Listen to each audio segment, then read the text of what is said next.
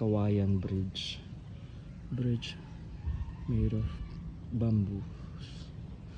Parang bago lang siya. Bagong tali. Dito sa Iba, Hagonoy River. Ayan o. Flowing yung river. Malinis.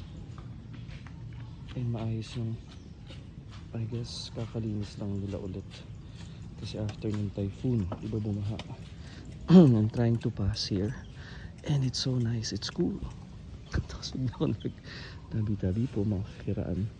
Ayun o, malinis din yung iba areas. This caught my attention lang kasi ang ganda ng pagkagawa niya. Antay galing. And may hawakan pa siya. Tali. Tapos punta dun sa residential nila. And ang linis oh.